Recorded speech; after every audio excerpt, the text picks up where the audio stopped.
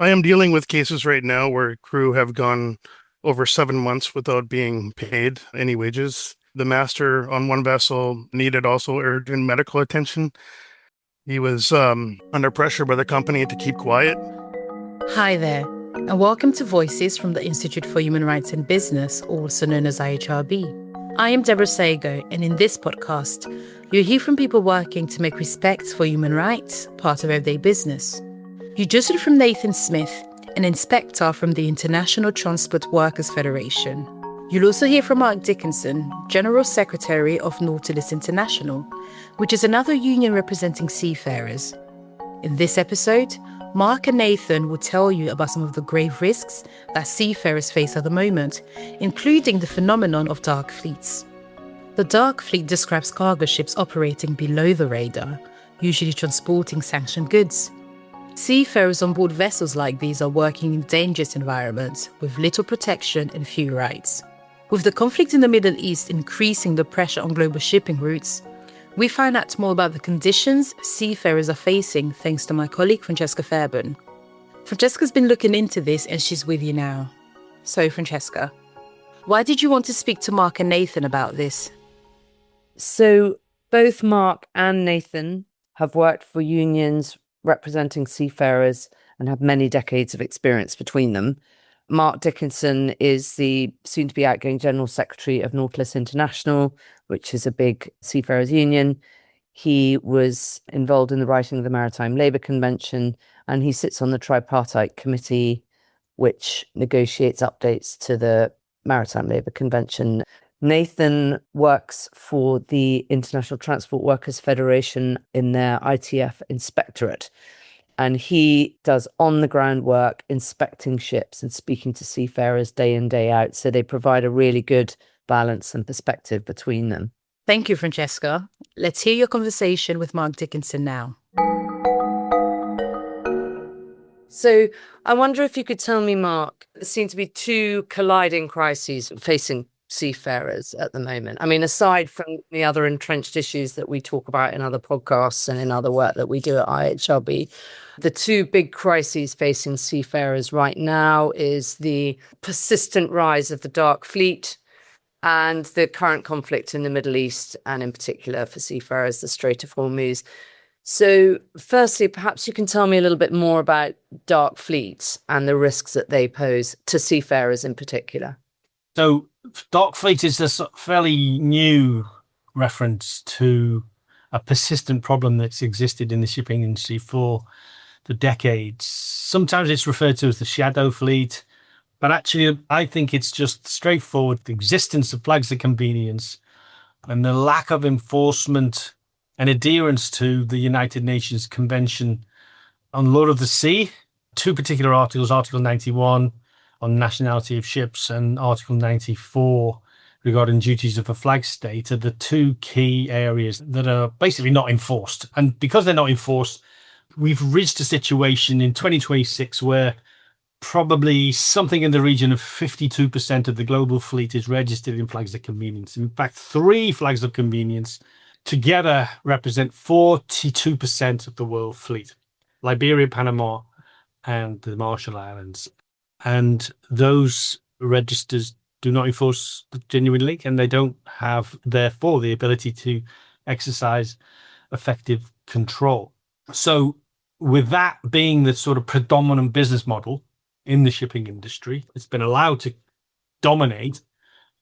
It influences all corners of the industry, and therefore dark fleet, shadow fleet, call it what you like, dodgy actors, nefarious actors, people who want to go about their business without accountability, transparency, and adherence to the norms and the standards of the industry are able to do so. And there are plenty of people who are able to facilitate that. The enablers, the insurers, the operators, the crew managers, the crew suppliers, and seafarers are exposed.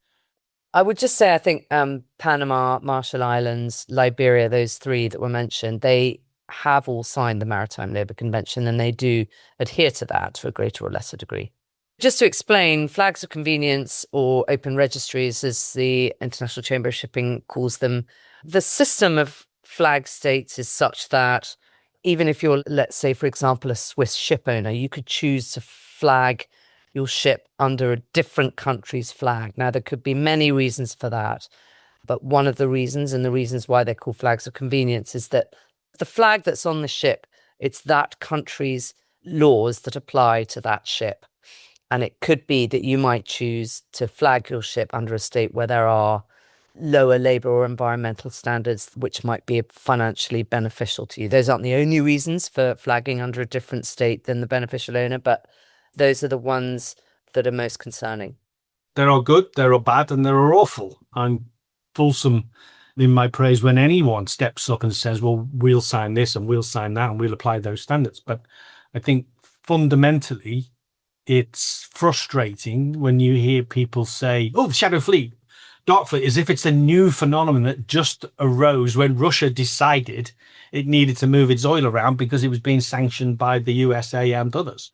It's just facilitating this and a pre-existing and well-established system, which has weaknesses because there is no genuine link and there is no effective control. So that's really the point I was trying to make. The solution to the Dark and the Shadow Fleet is, let's look at the international regulations, let's enforce them. Let's all agree we need to enforce them. And actually, you opened up by talking about the other crisis that we need to talk about, which is what's going on in the Gulf and the impact on shipping, the global economy, but most importantly, on seafarers. And we think these days after COVID, there's a lot more conversation, a lot more thoughtful conversations going on about maritime security and resilience. So what does that mean? For me, that means, well, we need to bring our ships back under the flags of the original major maritime nations. If you think about one of the significant problems that we have in our industry, we talk about recruitment fees, you and I work on that together. We got criminalization, we got wage theft, we got all sorts of things happening in the industry.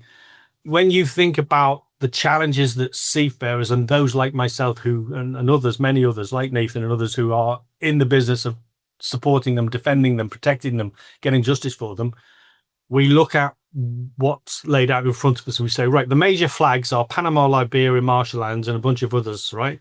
And then where are the ship owners from? USA, Japan, Europe, China, right? Where are the crews from? Philippines, India, Ukraine.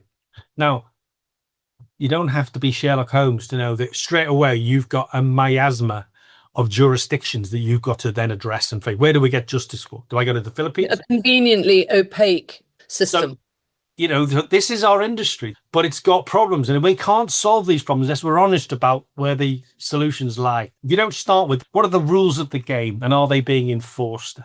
And is there proper due diligence, good governance, transparency and accountability? And, you know, you have to say, well, there's more to do in shipping. 150 years or more, we've been creating a international regulatory environment, from safety of life at sea, from marine pollution, standards of training, watchkeeping. The fourth pillar we call the MLC. So that's the fourth pillar of global regulation. And it all comes down to thereafter commitment to adopt and enforce the standards, coordinate and work together. And when we have a crisis like a war in Ukraine, which then creates sanctions against the attacking nation, Russia in this case, then this lack of coordination and this lack of enforcement becomes a problem, right? I mean, there's no doubt, obviously, that the problem of flags of convenience is long-standing. We know that ITF last year marked the 75th anniversary of its campaign against flags of convenience, so it's definitely an entrenched problem that needs to be addressed. But I guess what I'm saying is that dark fleet activities have significantly scaled up since sanctions. Firstly against Venezuela, then Ukraine, and now with the conflict in Iran. And practices like unsafe transshipments or turning off AIS systems have huge environmental implications, not to mention the dangers to crew. Perhaps, Mark, you can give us some figures on the extent to which dark fleet, shadow fleet, parallel fleet, whatever you want to call it, is a proportion of the total fleet. I've heard that 10% of tankers, for example, are dark fleet vessels. And I believe some of them are using flags that really just financial transactions. I mean, Panama, I know, does a lot of work, but flags such as Eswatini, for example, they're not going to pay any attention to the labour standards on the vessels or what you do on your vessels. And in some cases, we've got fake flags where the actual flag is that the nation itself has no idea this has been done. Yeah. The very nature of the shadow dark fleet, it's difficult to pin down in terms of, well, how many ships? Who are they? Where are they from? What companies? Do they have insurance? But in doing a little bit of background work for this discussion, I discovered that you're looking at something in excess of 3,000 ships. We know the Russians have got a very significant proportion of that in terms of global. I'm probably set between 7 and 10%. There's a lot of desperate people out there who need work and they need to support their families, and they join these ships and they don't realize what's at stake here, right? And what they're getting involved in. Well, some of them do realize, but are still desperate enough that they will join, even though they know. And that is the kind of almost the most upsetting. Yeah. But, so we know Russia is the backbone of the Shadow Fleet. We know it's Russian, Iranian, still probably very recently, Venezuelan oil. We're looking at China and India being the main consumers and customers of this oil. These are aging ships. These aren't brand new off the blocks with the highest standards of safety. These ships have been saved from the scrapyard. That's where they were going. The Russians bought them all up and said, we need these to get our oil out and avoid the sanctions. And there's a whole bunch of people who are willing to, for the right price, facilitate all of that and break the law. And you can see that that's the case because you go to the ship recycling yards in Alang, for example, and they're empty, right? Empty. Absolutely. There's nothing coming through because it's all being put to use in the dark fleet. That exposes seafarers to unsafe ships. It exposes the environment to catastrophe. There's no insurance. It's worthless. It's pointless. I mean, you're insuring with someone who will give you a certificate and take your insurance premium, but there's nothing there behind that in order if there's a payout. So the consequences would be catastrophic if there was an oil spill on one of these ships. Yeah, and some of these dark fleet vessels, they go down in the strait between Norway and Denmark, and it could be uncomfortably close to what I would call home, and the English Channel as well. And we kind of tend to think, oh, this is happening far off. These dangerous transshipments are happening in South China Sea and stuff, and not happening in the Mediterranean sometimes. And it's a catastrophe that could easily hit the UK coast as it could Mediterranean. Do you think that the dark fleet has been made worse by the situation in the Middle East, and particularly in the Strait of Hormuz? Well, the dark fleet, in the context of it being predominantly Russian assets and interests that we're considering, I would imagine that with the price of oil rocketing to levels we've not seen since the early 80s in the Iran-Iraq war, that it will exacerbate the problem, simply because the signals going to the Russians is, we need you to get your oil out, so we're going to look the other way. China less so, but India definitely so reliant on it is desperate. And so the Americans said, we'll turn a blind eye and we'll let Putin get his oil out. Putin's therefore getting more money funding the war in Ukraine. I can't see how any of this is going to make it go away or resolve it, So what does the world look like?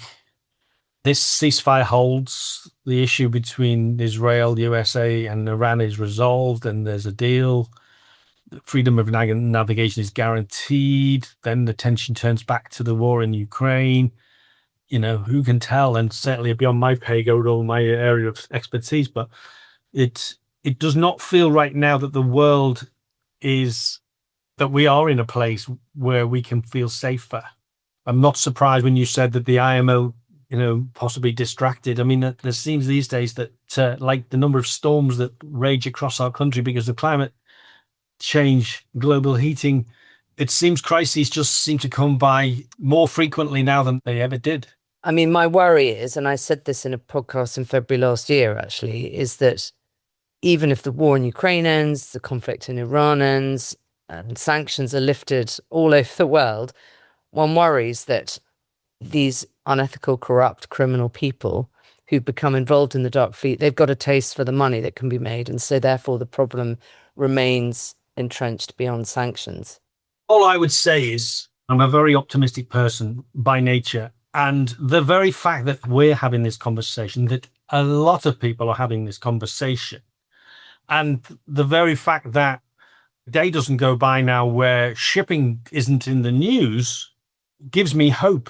that we start to put shipping, and by nature the people who work on the ships, in the mainstream, and the policymakers and the regulators, and they start thinking, well, we can't let this happen again. And I was worried that we'd already lost sight of the lessons that we learned during COVID, that it was back to normal. Nathan, with his experience and the work he does on the ships, visiting the seafarers and dealing with their problems, would certainly, I would think, agree that it's the same old stuff coming up and up again. We haven't learned our lessons. But this whole experience in the Gulf, the ships trapped inside, something like 2,000 ships, a whole bunch more outside, that fear and the concern, the impact on the mental health, this is all going to roll into and exacerbate an existing recruitment and retention crisis that came off the back of COVID, which was already in play anyway from lack of investment, global financial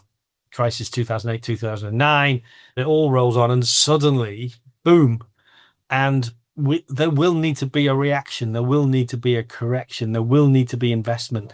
There will need to be serious conversations about how we address this rolling recruitment and retention crisis. Yeah, on that retention issue, what tends to happen, what one worries might happen, is that the experienced people in the industry no longer work in the industry, therefore pulling in the less experienced, the less aware of their rights kind of tranche of potential new seafarers. And they come from further and further inland in India, for example, tier 3, tier 4 cities, and they are much less aware of their rights.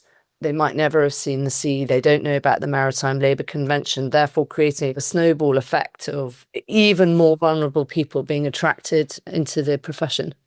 That is particularly important point when you think about, as you said, those who've got an appetite now for trying to operate under the radar.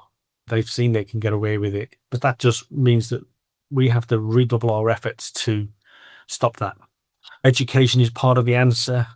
Making sure that, and we've talked about India before, about there's a highly regulated supply system, but because of the demand, people try to find ways around that. We are having those conversations. We now can say, look, this is what happens. You can see it with your own eyes. I don't have to go and spend 2 years and £1 million to get a study from a university to convince you that this is a problem we need to address. It's in your face. You're looking at it as we speak together. We can see the problem. We know what the solutions are. Let's get on with it. So now let's hear from Nathan Smith. Nathan is an inspector with the International Transport Workers Federation's Inspectorate. He's based in Vancouver, and he works tirelessly for the welfare of seafarers and has a lot of experience working with seafarers who get caught up with working on dark fleet ships. I spoke to Nathan to find out more about the impacts of dark fleets on the seafarers he supports and on how dark fleets manage to operate. They tend to operate in reduced transparency. That can include switching off tracking systems, frequent flag changes, and complex ownership structures. In some cases, there's also issues around false or questionable flag registration. That makes it much harder to identify who's responsible when problems arise for the crew. So, you're one of the inspectors with the most experience of dark fleet vessels. How do you typically contact seafarers working on the dark fleet? So do they find you? Do you find them? Have you been on any of these vessels? In most cases, seafarers reach out to us directly, often confidentially. There is a real fear of being blacklisted, so people are cautious about speaking up. Many of these vessels operate in a way that limit normal inspection opportunities, so we are often don't have the ability to board them in the same way as we do other ships. So a lot of the work happens through direct communication, which also means that it is likely a lot we do not see because crew do not always feel able to report about anything because they're in that much fear. So how does a seafarer, as far as you know, how do they become a seafarer on a dark fleet vessel? And do they know generally what they're getting into, do you think? In many cases, they don't know what they're getting into. They sign contracts in good faith and only realize the situation once they're already on board. There's a lot of trickery going on with manning agencies and stuff, and we're seeing a lot of Indian seafarers They're number one abandoned seafarer now, overtaking Filipinos. And what we're seeing is there's just an absolute disgusting corruption going on there with even how their contracts are laid out. I just was dealing with some seafarers that were, their contract was $400 for unlimited amount of hours of work with no overtime. And from this country, they're just taking jobs, just trying to get any kind of money for their families. So they sign these contracts. They don't really read. I mean, a lot of seafarers don't really read the contract that they're signing. They're not even protected by P&I insurance, or it'll say that, if there is a problem, you're covered by P&I insurance, but then we find out that there isn't any. There is no insurance on board the vessel. So because sanctioned vessels, there's a lot of falsified documents and so on and so forth. And I guess then they obviously won't be covered by collective bargaining agreements.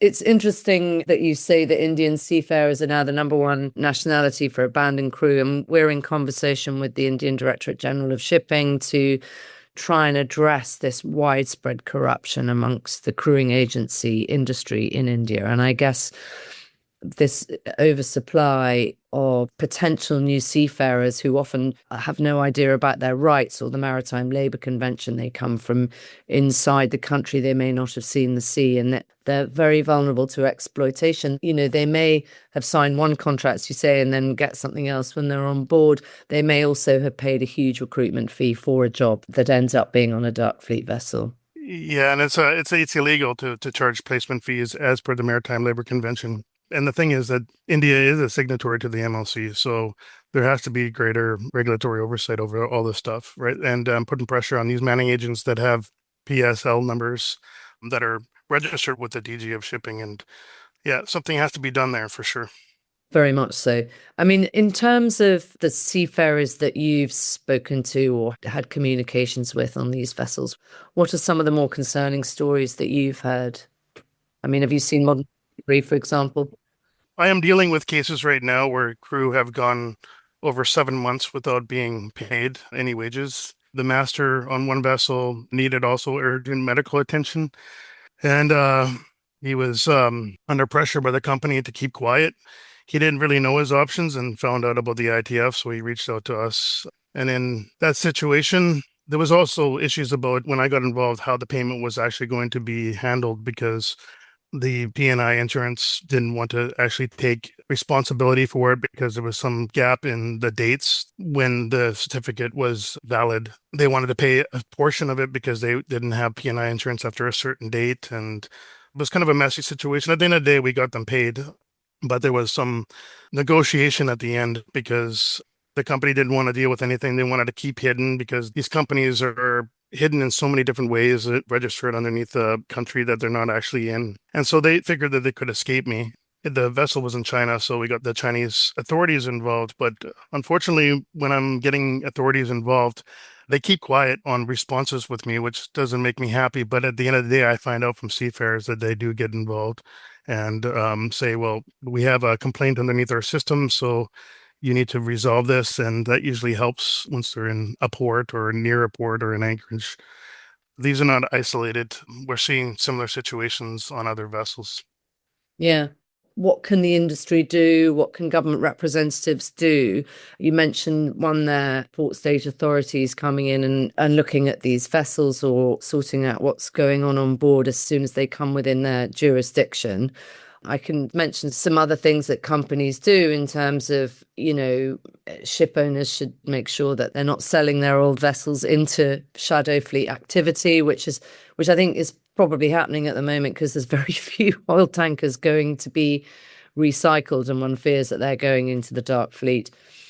Awareness raising amongst tanker operators of their crew to teach them how to avoid, any future contracts on dark fleet vessels and so on.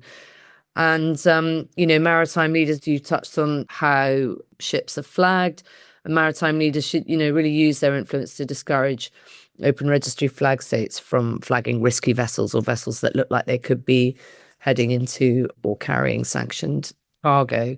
I wonder if there are any other things that you as ITF or ITF Inspectorate in particular would say that governments or industry can be doing.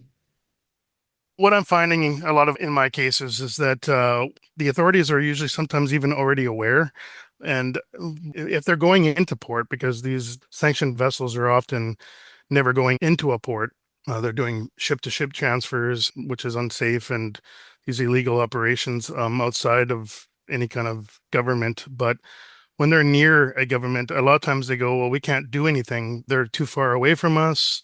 And in some cases, I'm seeing that they could send out coast guards or could send out, something to go tackle the vessel, knowing that there's a lot of abuse for seafarers on board. But they don't. They say, well, they're not in port, so we can't do nothing.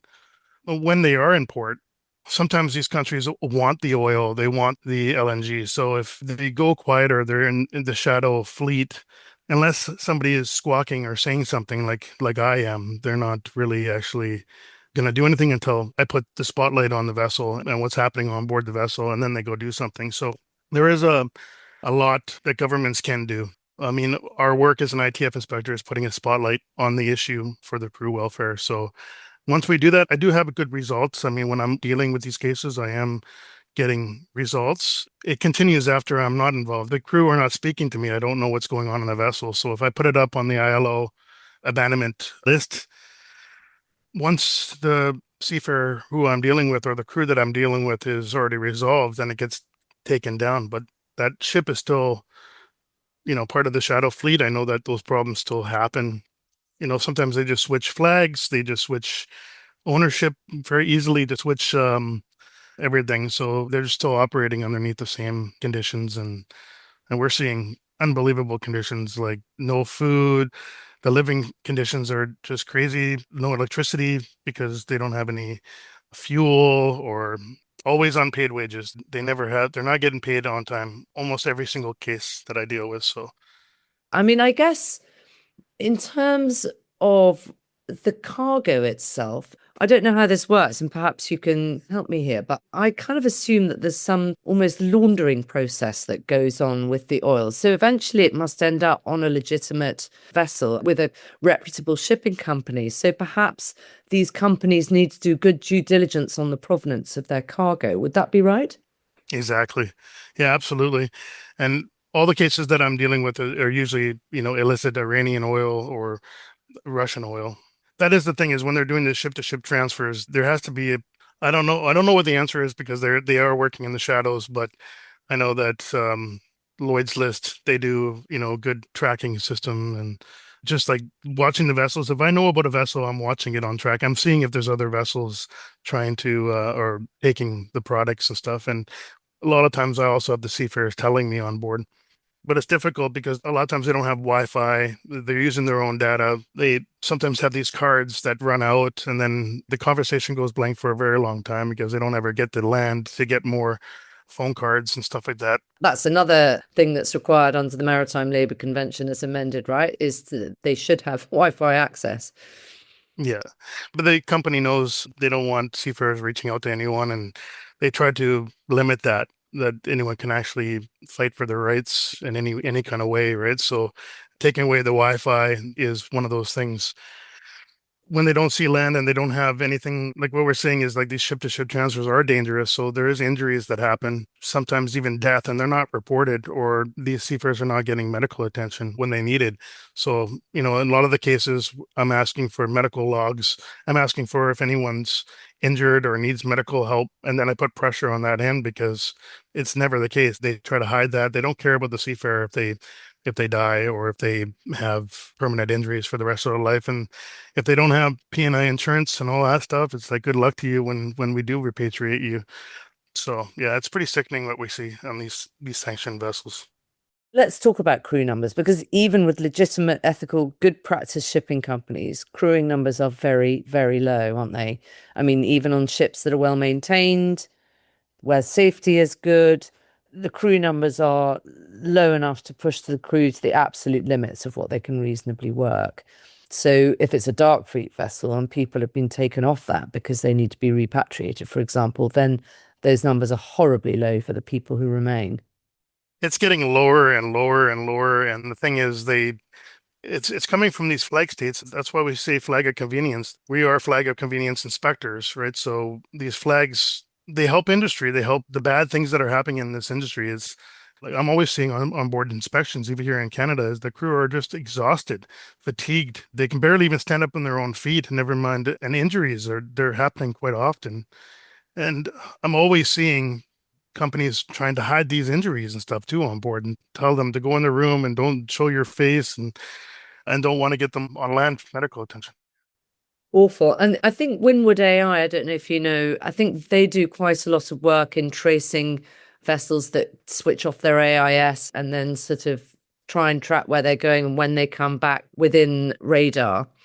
They've got some quite interesting research going on, just trying to track fleet vessels, I believe. They also have scrambling systems. We're finding out it'll place the vessel in another part of the world than it actually is.